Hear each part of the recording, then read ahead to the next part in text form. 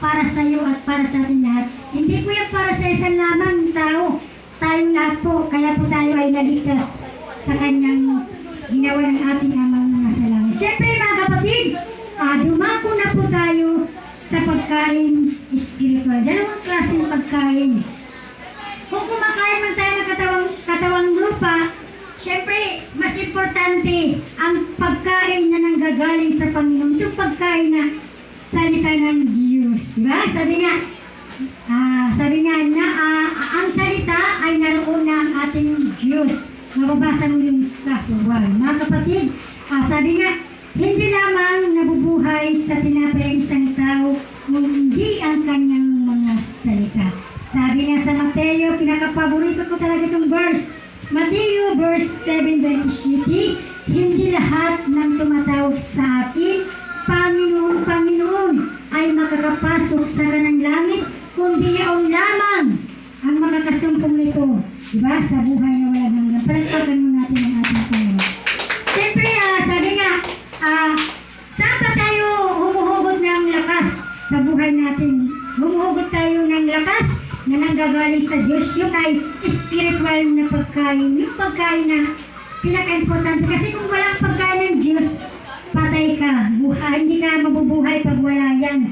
Kasi kaya nga tayong ginawa ng kawam sa ating Panginoon para tayo mabuhay at manatili po tayo. Pakatandaan po, hindi po tayo taga rito. Bisita lang tayo sa mundo nito. Kaya po, syempre, tatawagin na po natin pastor na si Pastor Alan Estornillo pala. Palagpakan mo natin ating Panginoon, mga kapatid. Amen. So, for yun ang Diyos, ang ating tema ay continue to serve the Lord Jesus Christ. So, magpatuloy sa pagiging continuing sa Panginoon. Yan at bago yan tayo muna ay tumayo, purihin po natin ang Panginoon. Nagsawan po ito. Ihanda po natin ating puso sa kanya pong mga salita na ating po mapapakinggan sa oras po ito. Hallelujah. So, hindi po natin dito sa door. Adorin po natin ang ating Diyos, itaas po siya sa ating buhay. Yes, Lord Jesus. Hallelujah. Yes, Lord.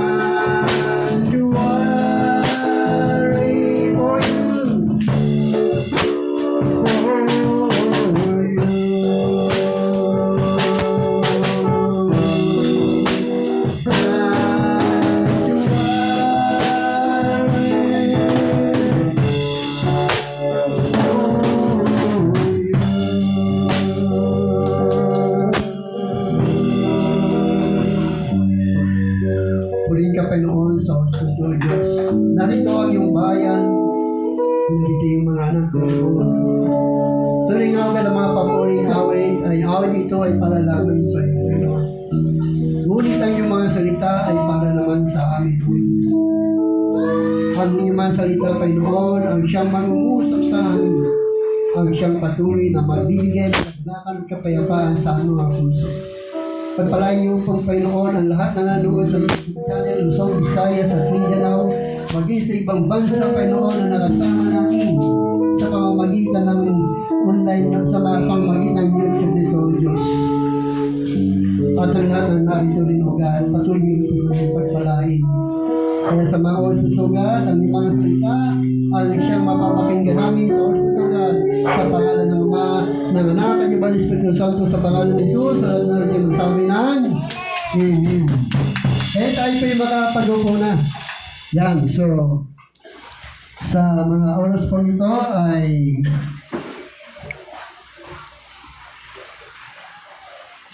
ang ating pong mensahe ay patungkol po sa tinatawag na continue to serve the Lord. No? So, kung bakit kailangan natin magpatuloy sa paglilingkod sa Panginoon. Yan. So,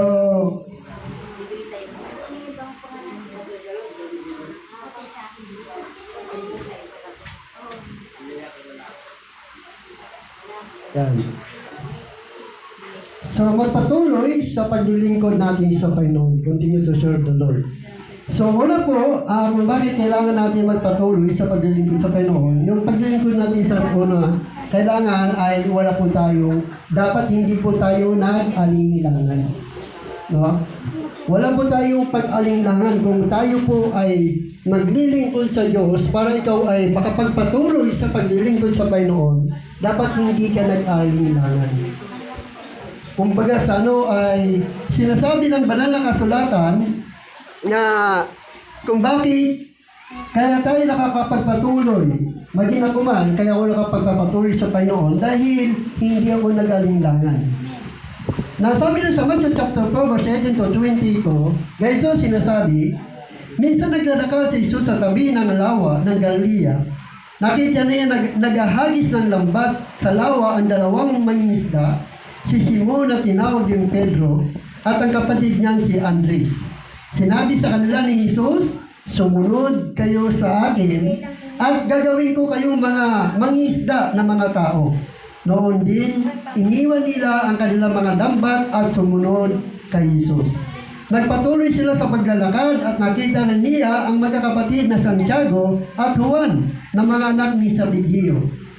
Sila ay nasa bangka kasama ng kanilang ama at nag-aayos ng lambat. Tinawag din sila ni Jesus.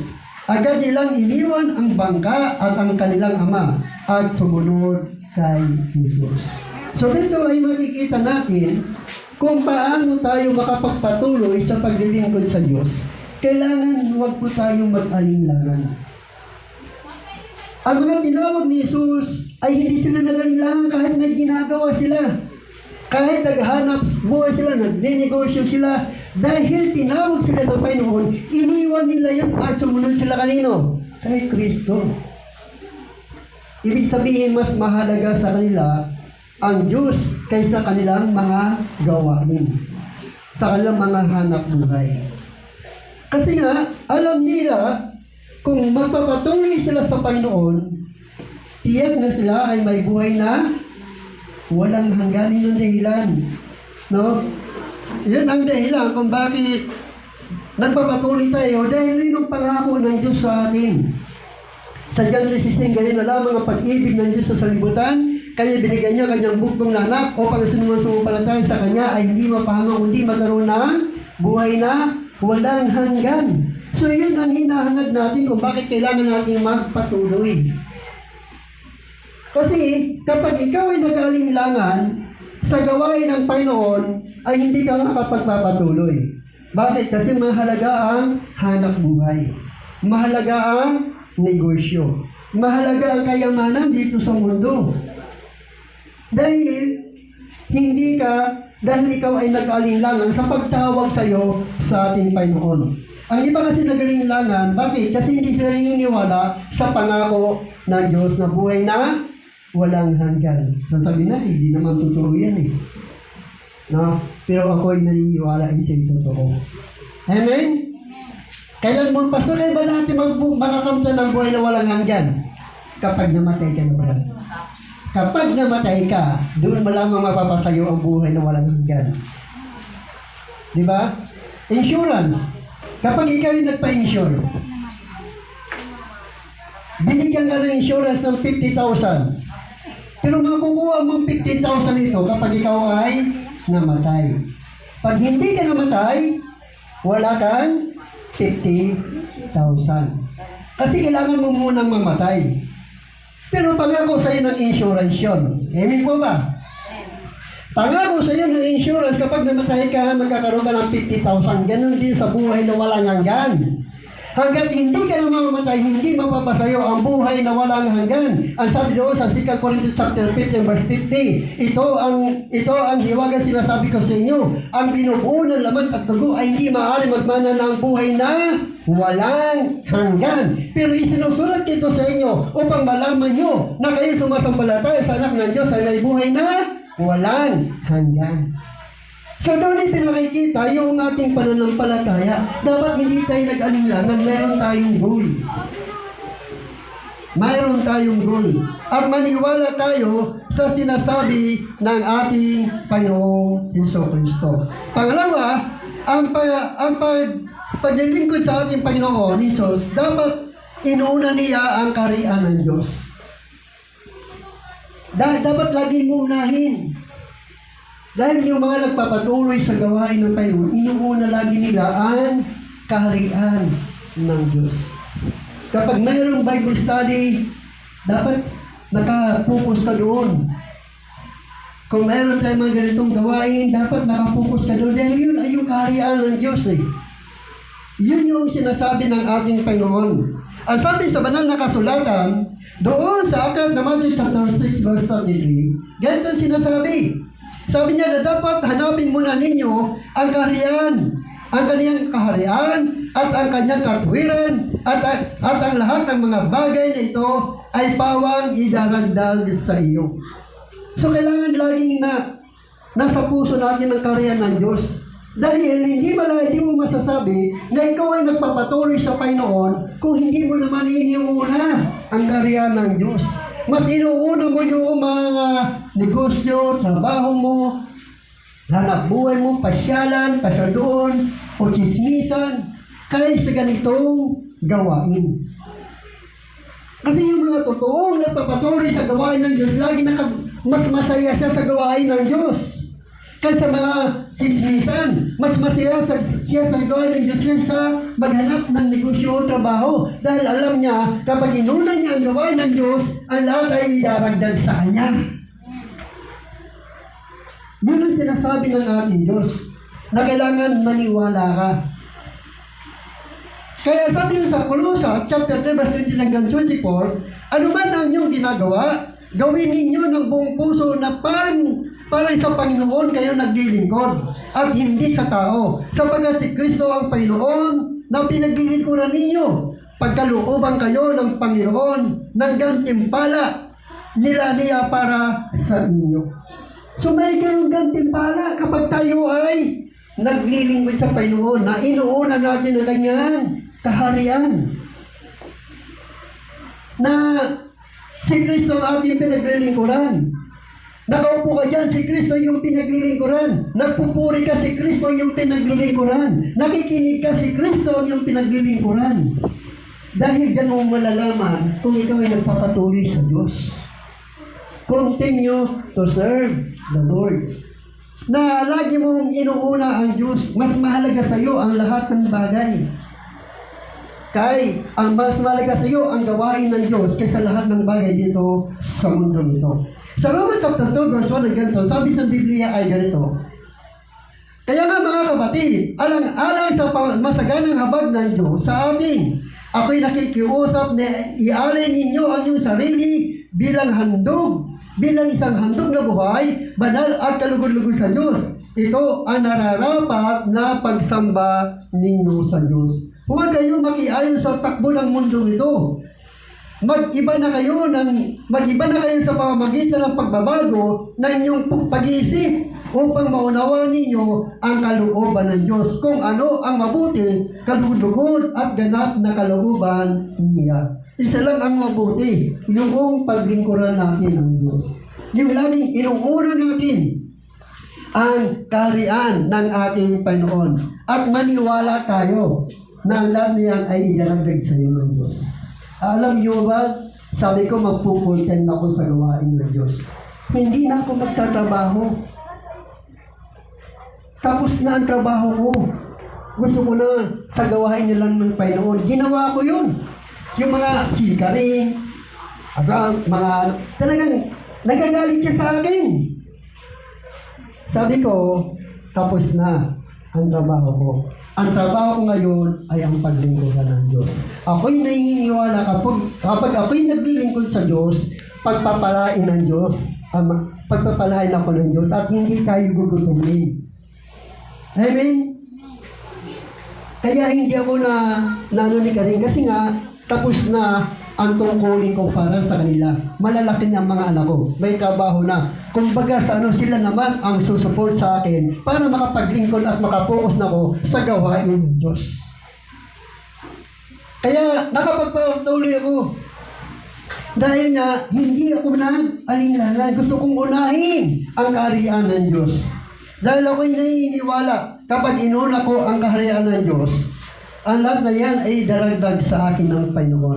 Pangatlo, ang paglilingkod sa ating Panginoon Kristo, dapat hindi ka balisa sa anumang pangangailangan mo dito sa mundo.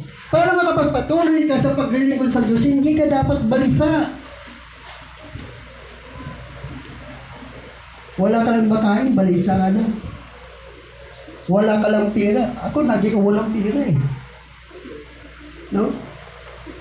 Lagi ako walang pera. Pero hindi ako balisa. Dahil alam ko, kapag pinaglilingkuran ko ang Diyos, pagpapalain ako ng Diyos. Dahil kapag balisa ka, sigurado, hindi ka makapagpapatuloy sa paglilingkod sa Diyos. Mababaliwala ang lahat ng iyong mga ginagawa para sa Panginoon dahil nga kapag balisa ka, hindi mo magagawa yung paglingkuran ng lubusan ng Diyos.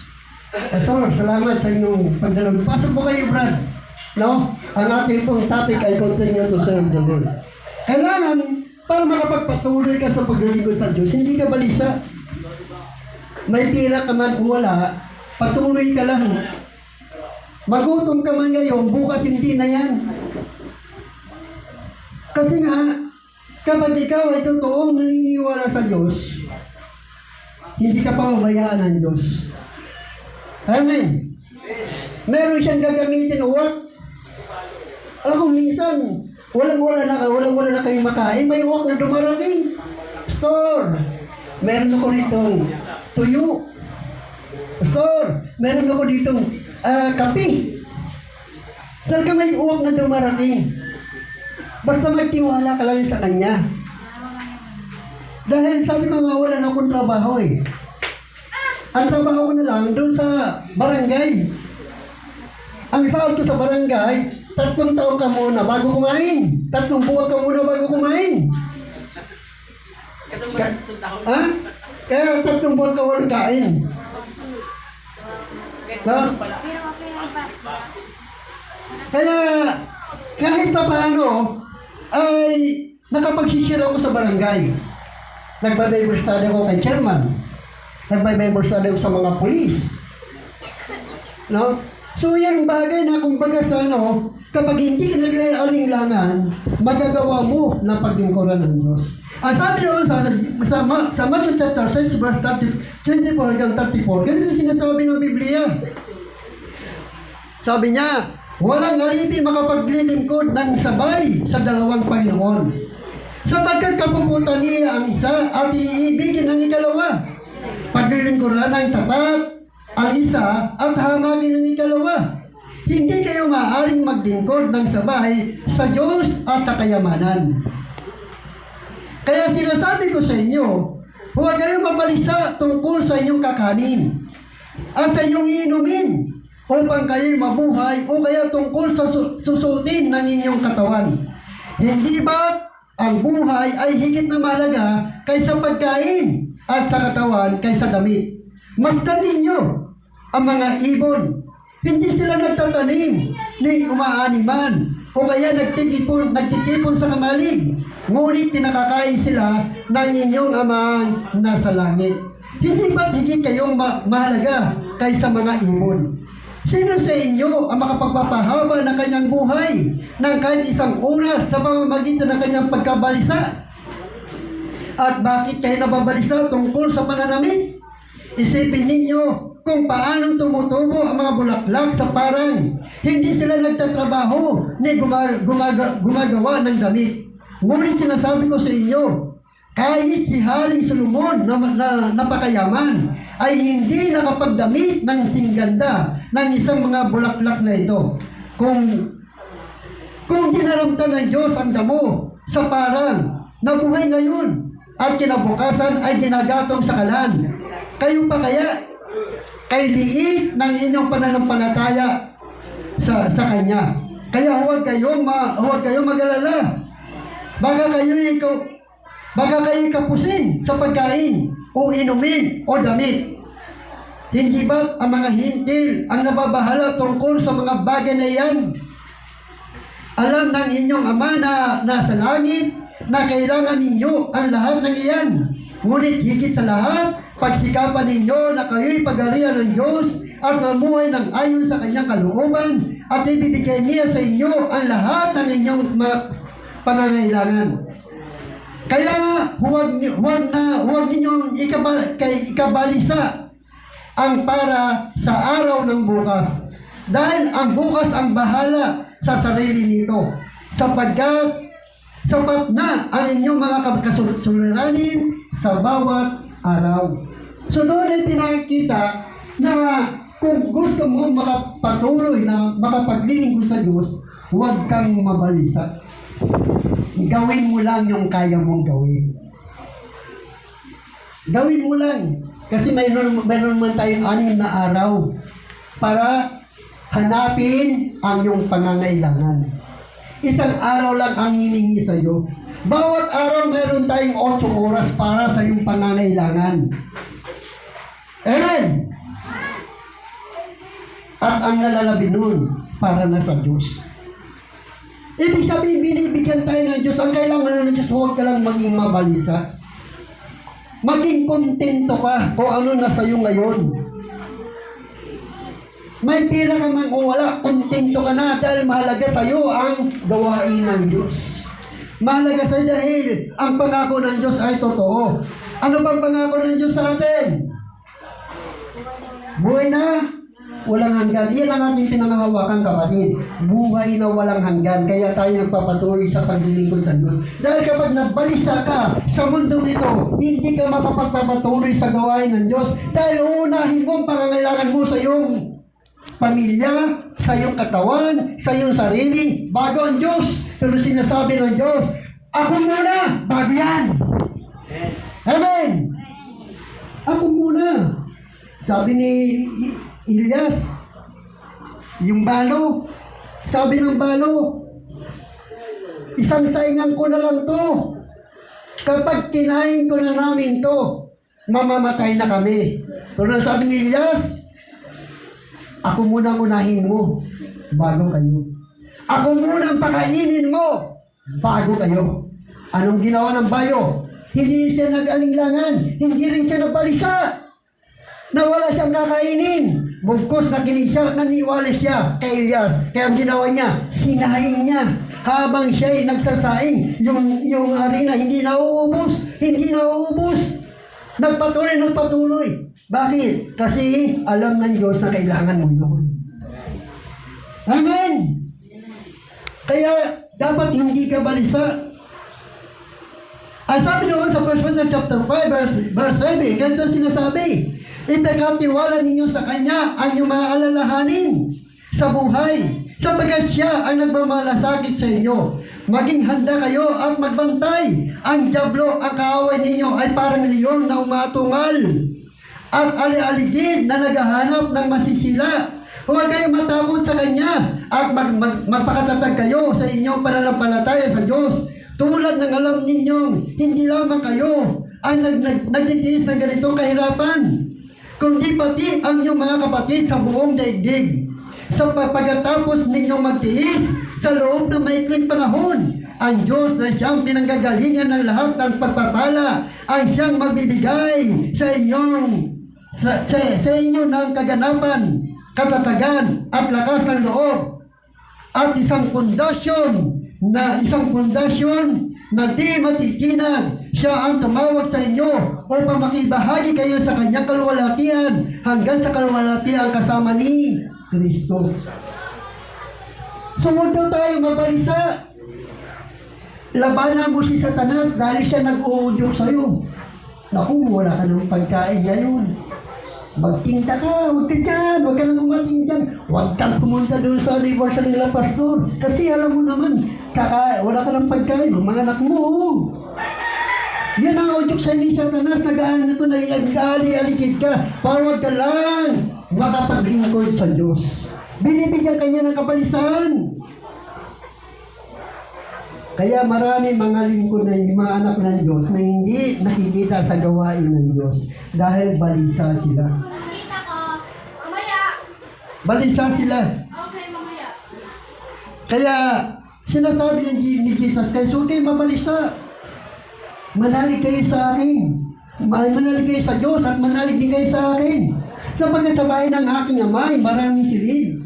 Kung hindi kayo ako'y paroroon, at ipaghahanda ko kayo ng matitirhan. Kapag ipaghanda ko kayo ng matitirhan, ako'y babalik at isasama ko kayo sa aking kinaroroonan. Kaya huwag kayong mabalisa. Kung ang bahay mo sa mundong ito ay kumukubo lang at tumutulo kapag umuulan, kapatid, huwag kang mabalisa. Dahil alam ng Diyos na kailangan mo yan. Hindi mo makamtan nito ang magandang bahay, pero meron kang mansyon sa langit. Amen! Meron kang mansyon sa langit. Ang kailangan mo lang gawin yung kaya mong gawin. At ipagkatiwala mo na ang iba para sa Diyos. Ang Diyos ang gagawa sa iyo, parang magulang lang yan. Ang magulang, kapag nakikita ng magulang ang anak niya, kaya niya pang gawin ang kanyang ginagawa. Pinababayaan siya ng Diyos. At pinababayaan siya ng kanyang magulang. Pero kapag nakita niya na ang kanyang anak, hirap na, hindi na kayang gawin, ang magulang nandiyan tumutulong. Anak, anong kailangan mo? Kailangan mo ba ng libro? Kailangan mo ba ng pera? Kailangan mo ba ng ganito? Ito, ibinibigay ko sa iyo. Siya ang gumagawa para sa iyo. Pero hanggat kaya mo, hinahayaan ka niya. Kaya huwag ka mabalisa. Pang-apat, ang paglilingkod sa ating Panginoong Diyos, sa ating Panginoong Kristo, dapat nakatuon ang kanyang puso't isipan sa mga kayamanan doon sa langit. Amen. Dapat ang iyong puso't isipan mo, alam ng tao sa mundong ito, mahirap ka. Sabi ko nga sa kanila, mayaman ako. Sa mga pastor, mayaman ako. Sa tingin mo lang, mahirap ako. Pero totoo, mayaman ako. Bakit? Sapat ang pinaglilingkuran ko. Ang siya may likha nitong langit at ng lupa. Lahat ng inupa mo, akin yan. Lahat ng tindahan mo, akin yan. Dahil ang kayamanan ko ay wala dito sa mundo na sa langit. Kailangan nakatungong ka lagi doon. Nang lagi mong sabi ni Jesus Christ, alam kong mahirap ka. Pero ang totoo, mayaman ka. Amen! Pera lang ang kulang. Para maging mayaman ka. Pero ang totoo, mayaman ka talaga, Brad. Dapat sa isip mo ang mga bagay na panlangit. Ang sabi sa Colossus chapter 3 verse 1 hanggang 4, ganito sinasabi, binuhay kayo muli kasama ni Kristo, kaya pa ipagtuunan ninyo ng isip ay ang mga bagay na nasa langit na kinaroonan ni Kristo na nakaupo sa kanan ng Diyos. Ang mga bagay na panlangit ang sa isip ninyo, hindi ang mga bagay na panlupa, sapagat namatay na kayo at ang inyong tunay na buhay ay nakatago sa Diyos kasama ni Kristo. kasama si Kristo. Si Kristo ang iyong buhay. At kapag siya'y nahayag na, mahayag din kayo kasama niya at nakakahati sa kanyang kaluwalhatian. Kaya, isa-isip mo, habang naglilingkod ka sa Panginoon, nagpatuloy ka sa paglilingkod sa Diyos, mayaman ako, ang kayamanan ko ay nasa langit. Hindi ako mahirap. Mayaman ako.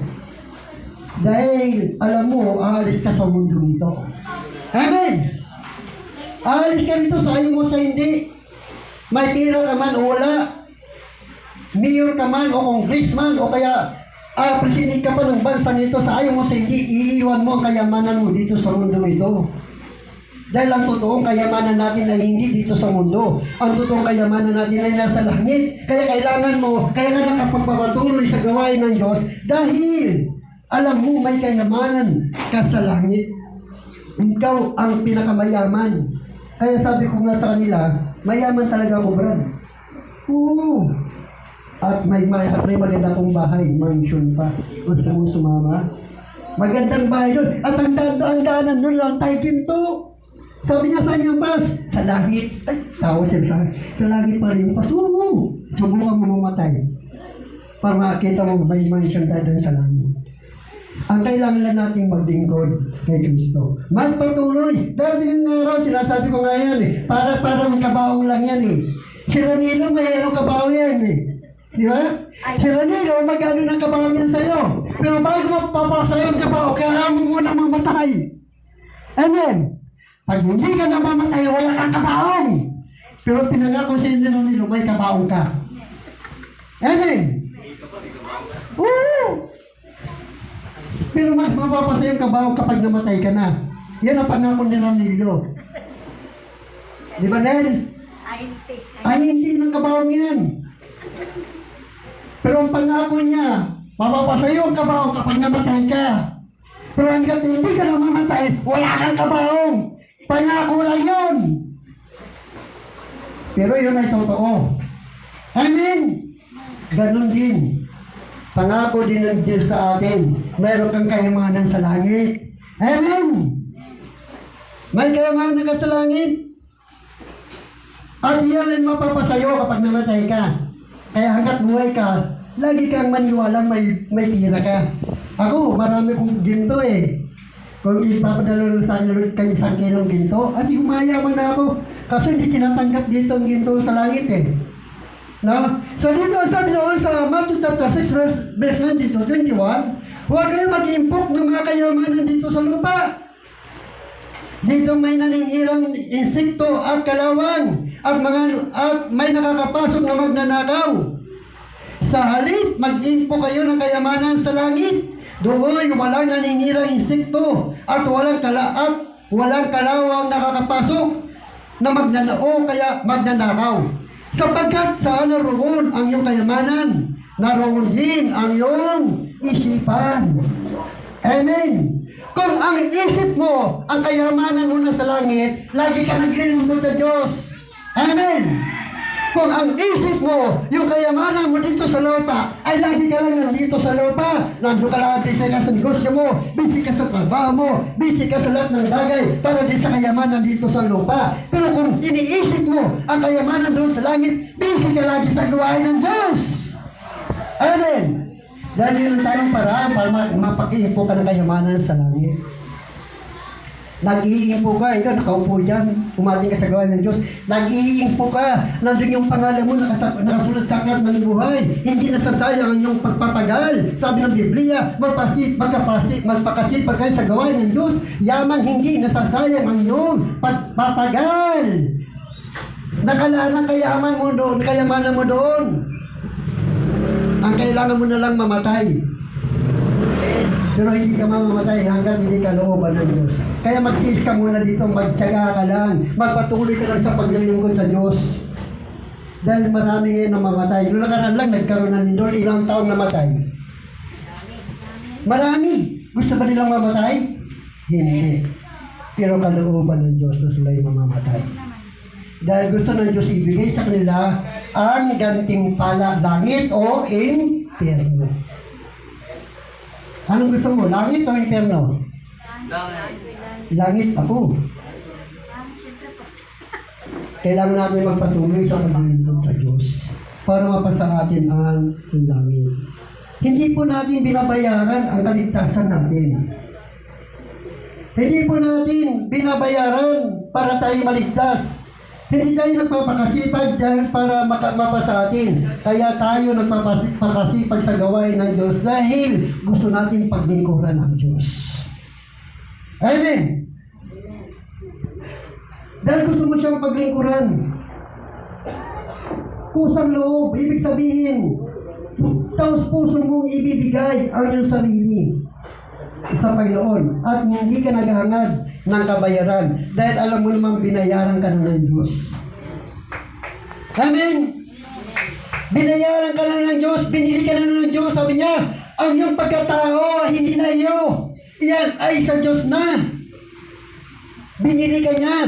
At anong pinakamalagang binili sa'yo? Yung kanyang kamatayan sa krus. Yan ang binayad sa'yo. Last but not the least, ang paglilingkod sa ating Panginoon Kristo dapat napatuloy na paglilingkod hanggang kamatayan, hanggang sa makamtan natin ang gantimpala mula sa Panginoon. Dapat patuloy, continue. Hindi yung ating ngayon, bukas, wala na. Itong linggong ito, ating ka, sunod na linggo, wala na. Kailangan, linggo-linggo, dahil sabi ng banal na kasulatan, Exodus 20, sabi niya, huwag niyong kaligtaan. O kaya sabi niya, 6 na araw kayo gagawa ninyong gawain. At ang isang araw ay ilan ito para sa akin. Kaya hanggang ikaw ay nabubuhay sa mundo nito, mayroong isang araw na hinihingi sa iyo ang Diyos. Amen! Hello? Mayroong isang araw hinihingi sa iyo ng Diyos. Hinihingi niya yan para paglingkuran mo siya. Para mapaglingkuran mo siya.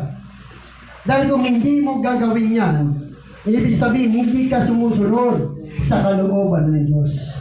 Sinusunod mo ang sarili mo. Mula Lunes hanggang linggo, trabaho. Mula Lunes hanggang linggo, trabaho. Iba wala ka ng panahon na sundin ang kalooban ng Diyos. Ibig sabihin, magpatuloy ka hanggang makamtan. Ang sabi sa Hebrews chapter 1, verse 1 hanggang 2, kaya nga dapat, sabi niya, kaya nga dahil napaligiran kayo ng napakaraming saksi, tularan ninyo, talikuran ninyo ang kasalanan at anumang balakid na pumipigil sa atin. Buong tiyaga tayong tumakbo sa paligsahan ating sinalihan. Ito natin ang ating paningin kay Jesus na siyang pinagmulan at kabuuan ng ating pananampalataya. Look unto Jesus. Sinalihan daw natin itong takbuhan ito, sumali ka. Kailangan magpatuloy ka, tapusin mo ang takbuhin na ito. Huwag kang hihinto. Nasa kalikitnaan ka na. Malapit na. Para naghuhukay ng ginto. Nung habang nangihuhukay ang ginto, marami sila. Habang tumatagal, paunti ng paunti. Habang tumatagal, paunti ng paunti. Dahil malalim na, wala pa rin ginto. Pero sabi ng iba, may ginto sa ilalim. Ayaw pa rin. Hanggang sa dalawa na sila natitira. Hukay pa rin. Hukay. Pero sabi ng isa, hindi totoo na may ginto. Kaya iniwan siya, pero ang isa anong ginawa? Nagpatuloy! Naniwala! Yung pala, isang dangkad na lang pamarating ang ginto, pagtarit, wala na sila. Kaya sila lang ang nakinawan. So kailangan magpatuloy ka hanggang ikaw ay nabubuhay. Huwag daw tayo magpatumpik-tumpik. Ituloy natin. Kaya po, may kasama man ako wala sa Bible study, okay lang. Bakit? Dahil ang kaligtasan natin ay individual. Parang pagkain lang yan.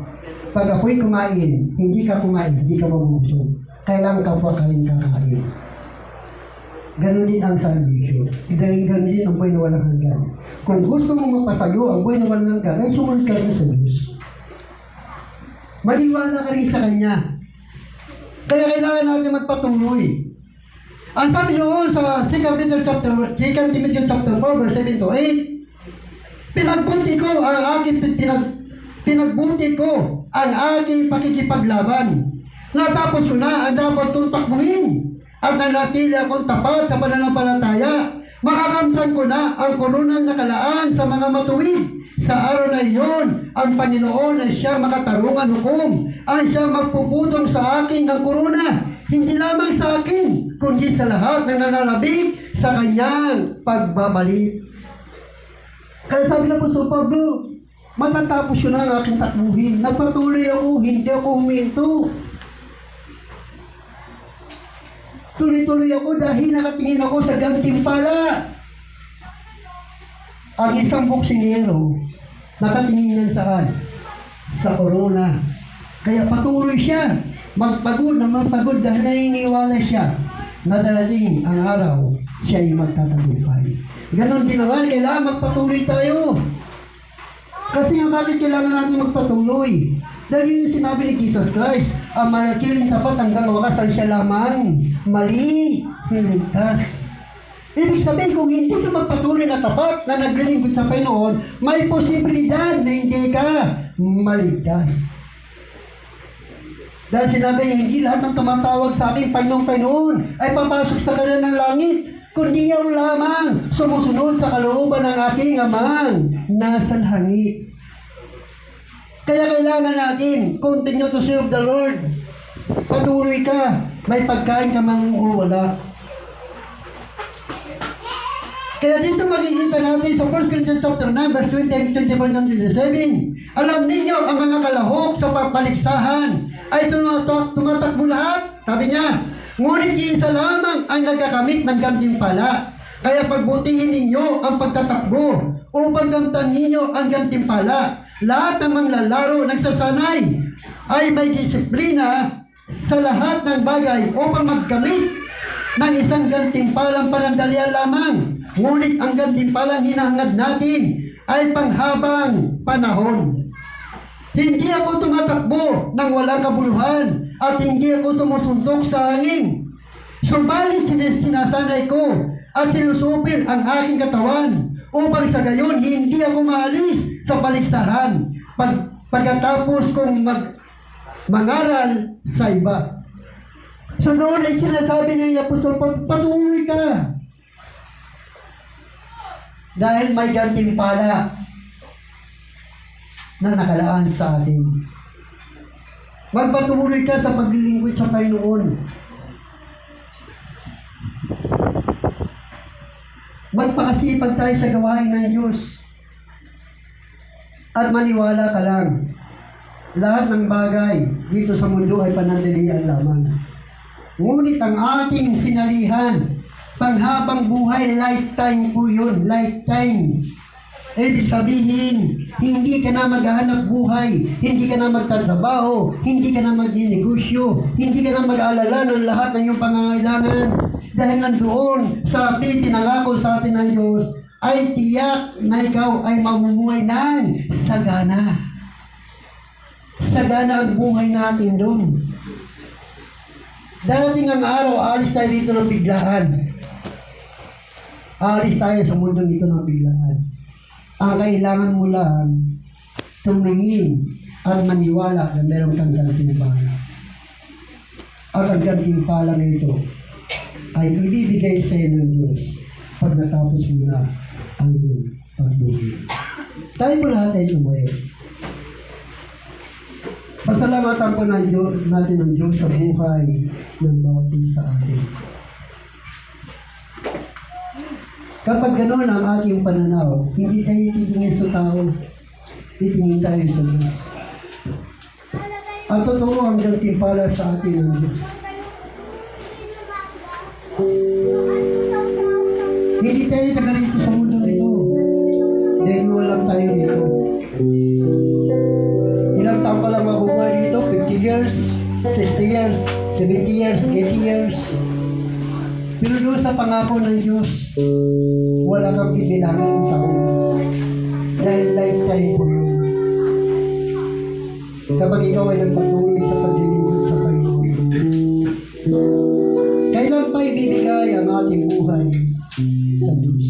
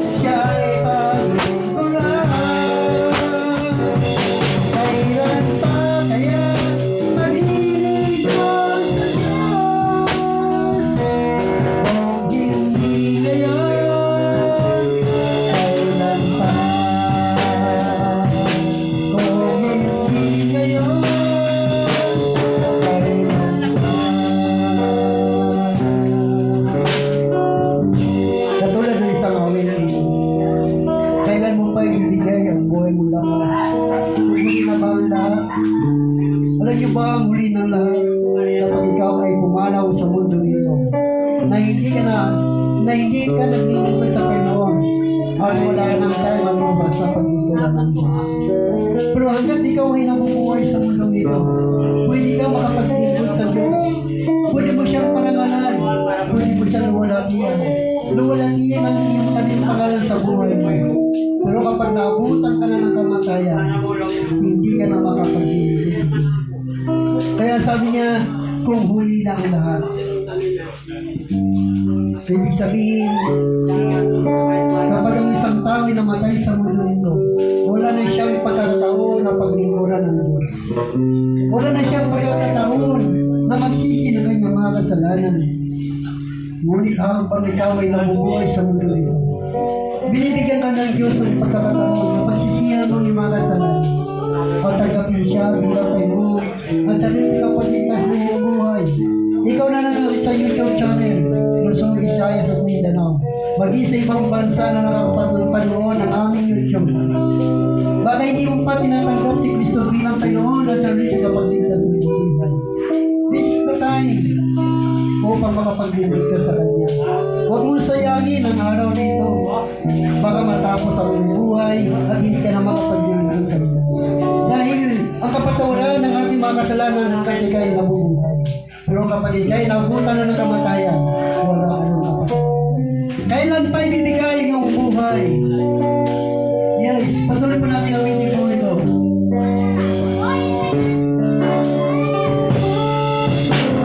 Kailan pa ibibigay ang buhay ng lakas sa kailangan? Bigay sa Diyos ng buhay at wagaran. Ang pangalan niyang banal kailan matatanya. Kung wala ng pagkakataon, huli na ang lahat. Kung ang araw lumipas na, makuha mo pa kaya siya'y pagmumulan. Kailan pa kaya maglilingkod sa Diyos? O hindi ngayon, kailan pa? Kung hindi ngayon, kailan pa? Kapatid, tayo po'y mananalangin. Ikaw na nakapanood sa ulisan, nakapanood sa Sultani. Nanonood ka ngayon, pwede kang tumangin, pwede mo tagapin si Kristo bilang Panginoon sa iyong pagligtas ng buhay. Sundin mo lang ang panalangin nito. Lahat ng narito, ikaw man ay hindi nakatanggap sa Panginoon this is the time upang tanggapin mo ang ating Panginoon. Sabi natin, Panginoon, marami pong salamat sa inyong pong mga salita na aking pong napakinggan. Nalaman ko po na ako'y mayroong pagkukulang. Hindi po ako nagpapatuloy sa iyong gawain. Pero salamat dahil hanggang ngayon ako'y buhay pa. Binibigyan mo pa rin ako ng pagkakataon upang piliin ko ang sumunod sa iyo. Kaya sa mga oras po ito, nag-decide po ako sa aking puso. Gusto ko pong sumunod sa iyo. Kaya sa oras po ito, humingi po ako ng kapatawaran sa aking mga kasalanan, sa aking pagkukulang, sa aking paglulungkod sa iyo. Patawarin mo ako, Panginoon, kung bakit ako balisa sa mundo ito. Dahil hindi ako lubos na naniniwala sa iyo. Hindi ako lubos na nampalataya sa iyo. Pero gusto ko pong manampalataya sa iyo ng lubos sa iyo. Kaya humingi po ako sa iyo kapatawaran. Panginoon Jesus, sa mga oras po ito, ako po'y naniniwala na pinatawad mo na ang aking mga kasalanan. Tinatanggap kita ngayon bilang Panginoon at sa niling tagapagligtas ng aking buhay. Tulungan niyo po ako na makasunod sa iyong kalooban. Hindi ko po kayang gawin ang mga bagay nito kung ikaw'y wala sa aking buhay. Kaya sa oras po ito, ikaw na po ang maghari sa aking buhay. Ikaw na po ang manguna sa buhay ko. para makasunod po ako sa kalooban ko. Kaya dalangin ko, Ama, sa araw nito, isulat mo rin po ang aking pangalan sa aklat ng buhay.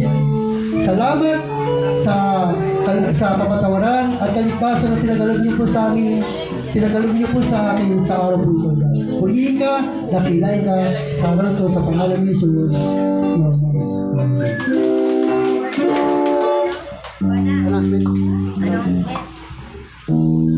Announcement? Ay, ano muna? Huling Awit tayo sa awit sa Panginoon.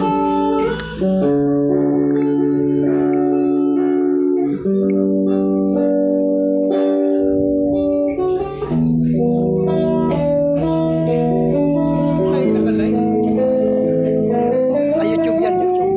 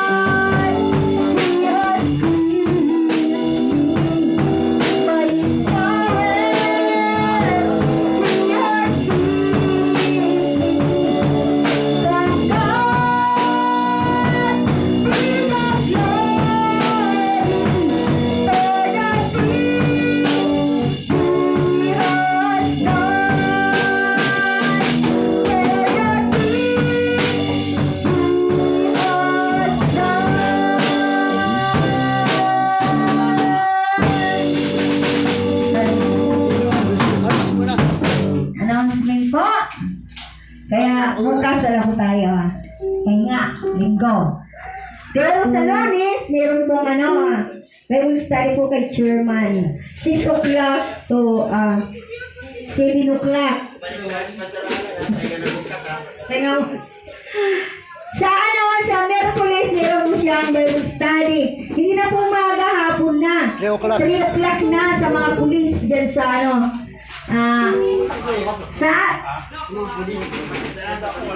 sa barangay pa rin. Na yun yung ang niya, Bible study, 2 bisis sa isang linggo. Lunes at saka Merkulis. Kaya po rin ang Panginoon. Tapos, pag-araw naman ng linggo, ganun din ang ating schedule. 10 o'clock to 12 o'clock. Pagdating din ng hapon, meron din doon na 2 o'clock hanggang 4 o'clock. Kaya puri ng Panginoon sa mga activities ng Disciple of Jesus Christ. Kaya puri ng Panginoon. Kaya, tayo. Amen. Upang Sa balista niya siya sa balista.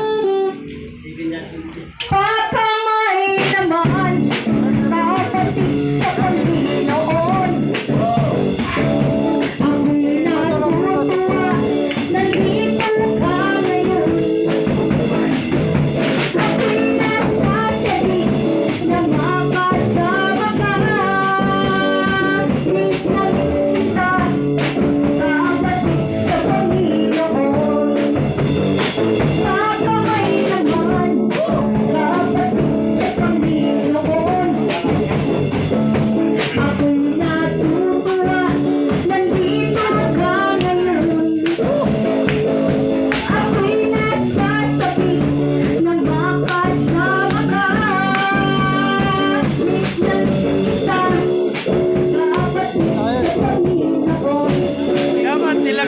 Name yung pangalan mo. Yung name dapat yung malaki. Yung pangalan mo.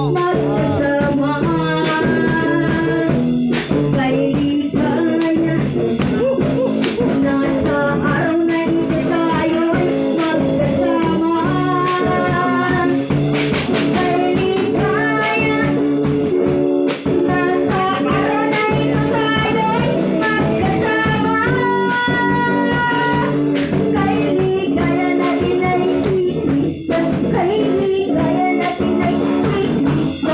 Kay Prayer ka na. ligaya Ha? Closing prayer. Oh. kay ligaya natin ay si Kristo ang kasama. Amen. Panginoon Diyos. Hallelujah. Tawin po natin ating huling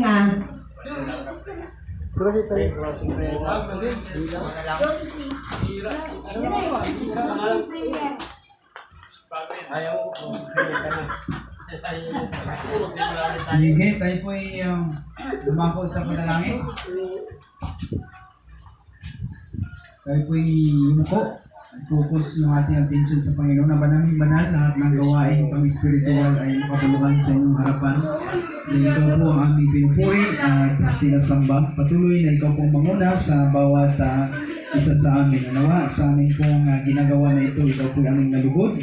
At sa inyong trono po sa kalangitan, ito po ay naging sangyo, Panginoon, sa inyo. Salamat po, pinupuri ka namin at dinadakila. Hinihiling namin ito sa inyo, Ama, sa pangalan ng anak na si Jesus na aming Panginoon sa tulong ng Santo Espiritu. Amen.